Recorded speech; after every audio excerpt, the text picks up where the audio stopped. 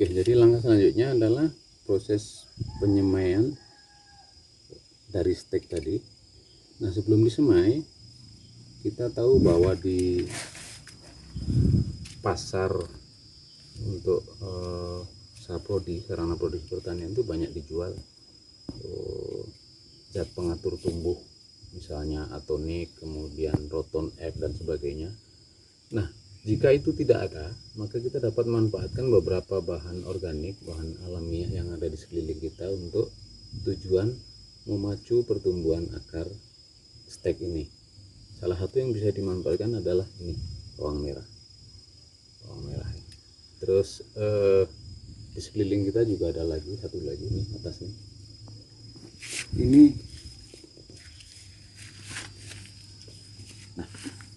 Ini adalah pohon kelor. Pohon kelor itu selain manfaatnya untuk sayur-sayuran ini nutrisinya tinggi, juga ini kadar auksinya tinggi. Ini bisa dimanfaatkan untuk bahan organik ZPT, zat pengatur tumbuh alamiah.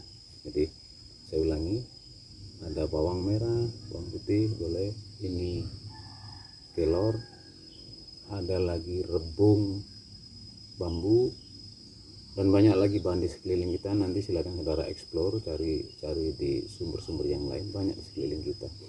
Nah, dalam hal ini kalau kelor ini perlu dicairkan dulu, diremas, diekstraksi bahan cairnya, baru dioles. Kita ambil yang sederhana, pakai bawang merah. Oke. Jadi caranya ini cukup dipotong ujungnya saja. Nah, ini sampai keluar cairannya nih. Ya. Kemudian dioleskan di bekas luka potongan stek tadi. Oke, jangan langsung ditanam, ditiriskan beberapa menit. Kita ambil lagi.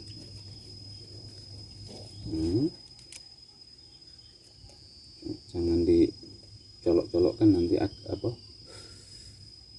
potongannya ini rusak. Jadi di cairannya dioleskan saja.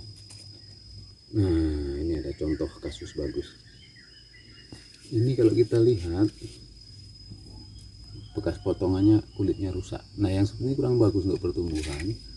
Nanti saat kita tanam di media, dia akan konsentrasi nutrisi itu lebih pada penggunaan untuk penyembuhan jaringan, bukan untuk pertumbuhan akar, tapi penyembuhan jaringan yang rusak. Maka kita akan perbaiki kondisinya ini dengan cara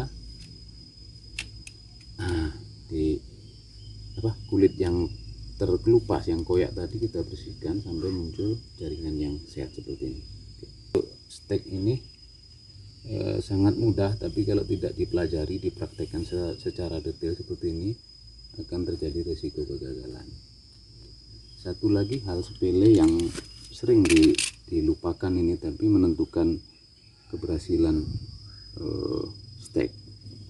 Ini cara nanamnya. Cara menanamnya, jangan langsung dimasukkan ke tanah, supaya tidak merusak kulit dari stek di bekas luka potongan ini, yang kedepannya nanti akan tumbuh kalus tumpukan nutrisi. Kalau rusak, tadi sudah saya sampaikan, kalau rusak akan menghambat pertumbuhan tunas, karena konsentrasi nutrisi hanya untuk penyembuhan luka ini, bukan untuk pertumbuhan akar. Maka langkah berikutnya adalah gunakan stick lain. Kita buat lubang buatan di sini,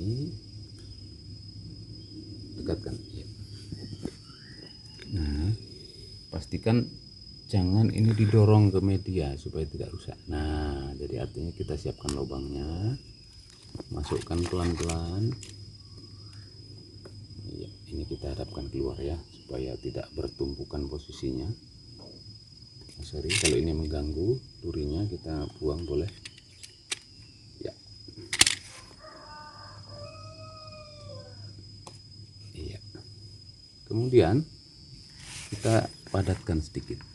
Nah, ini iya. Padatkan. Kalau bisa pakai tangan nggak apa-apa, lebih bagus. Cukup padat ya, sampai tidak bergerak lagi, karena kalau dia masih bergerak-gerak nanti proses pertumbuhan akarnya akan terganggu. Oke, ini yang kedua.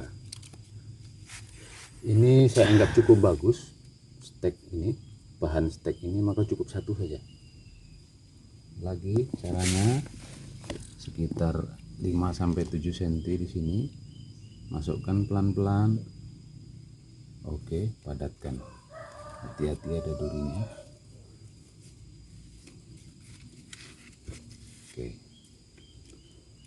berikutnya ini kebetulan bahan steknya kurang bagus, kurang gemuk ya, karena pohon induknya tadi memang kurang sehat, kita udah sampaikan tadi. Kita tanam 2. Oke, iya, oke.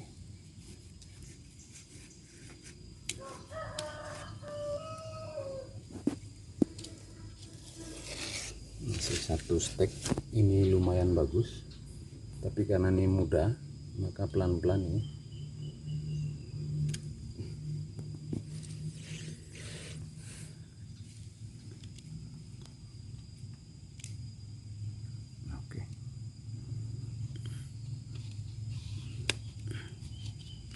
Oke, jadi proses penyemaian stek selesai.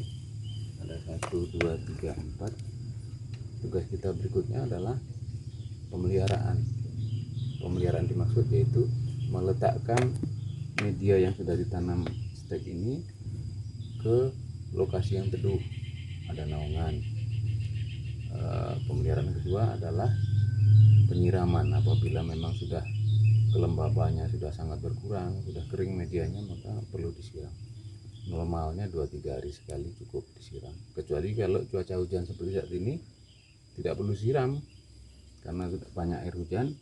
Justru kalau kelebihan penyiraman malah beresiko nanti timbul jamur, kemudian busuk steknya dan sebagainya. Baik, ini tutorial singkat cara stek jeruk lemon tea ya, lemon tea yang tadi contohnya udah kita teh limon cukup besar buahnya. Nah, nanti 2-3 bulan lagi kita akan monitor ini. Kalau bagi yang pengen memiliki, silakan ambil ini hasil kita sendiri ya. Dan saya kira saudara dapat melaksanakan ini karena ini sangat mudah. Cuma yang dibutuhkan adalah ketelitian, kehati-hatian, kemudian pengetahuan terhadap prasyarat dalam pengambilan stek tadi. Tugas, nah tugasnya silahkan mencoba membuat stek tanaman dengan medianya. Nanti pada akhir semester akan saya minta laporannya, hasilnya supaya difoto. Sama seperti yang kemarin, prosesnya didokumentasikan dengan baik dalam bentuk video. Nah, jika maaf, mengenai komoditinya, jenis tanamannya bebas, boleh jeruk, boleh tanaman hias, misalnya bunga asoka, bunga kertas juga boleh. Nah, mungkin itu pertemuan kita sore ini. Terima kasih. Assalamualaikum.